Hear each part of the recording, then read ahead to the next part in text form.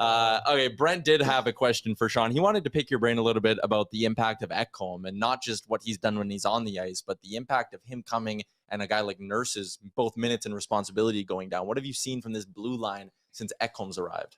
Well, they're just they almost play in the right spots now. Ekholm has been around for a long time. He's got a very steady game. Mm-hmm. He's got an unbelievable mixture of offensive ability, nastiness, defensive positioning. So he just gives everybody more confidence. And now, so instead of Nurse playing 30 minutes, he's playing 25, sometimes 20. Ekholm is playing 25, somewhere in there. So now everybody's minutes are down and you're not exhausted chasing after these top players anymore. You're a little bit more fresh, which allows you to be better late in the game. So I think he's come in, he's allowed that to happen. He's been a massive mentor to Bouchard. Mm-hmm. So obviously Bouchard's game has taken off, much like it was with Keith last year. So he's just had a resounding impact across the entire roster.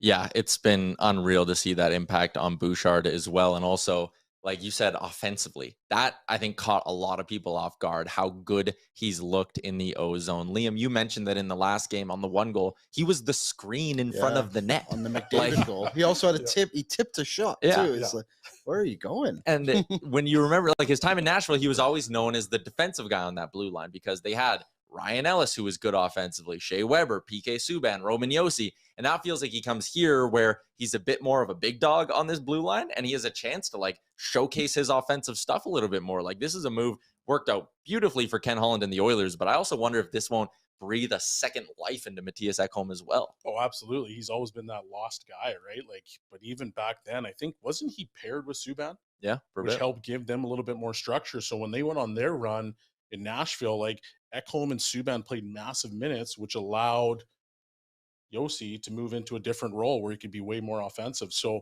Ekholm's always been that really good defenseman. He's come here, and I just think he's actually stepped his game up even more. You think about some of the different reasons and why, but I just go back to when he first got here, how excited he was to be a part of this franchise. And one of the things that he mentioned, which is very rare for a lot of players, is that, well, A, it's a hockey market, B, it's Canada, and his wife likes the cold. Yeah. So now all of a sudden you're like, this is a perfect situation, right? Like you've got elite talent up front. You got a perfect scenario for him to move into where he's, is he a number one? Is he number two? Doesn't really matter, but he's just got into a perfect spot and his game has just flourished. Mm-hmm. Mason is listening from Regina and called you Regina Pats legend, Shawn Belle. So yeah, for my 5 games that I was there before I got traded at the Mem Cup. Thank you. I appreciate that. Squishy, I think CC is very conservative in his approach to the game. They need to play around it. They want him to run the puck up or be way up for a pass. He's not there. Yeah, I mean, Cody Cece's fought it for a little bit. I think in the first kind of 4 or 5 weeks of the season, I liked what Cody Cece was bringing, but I think that was he's a guy who will indirectly benefit from the Ekholm thing as well. Like that, you mentioned it.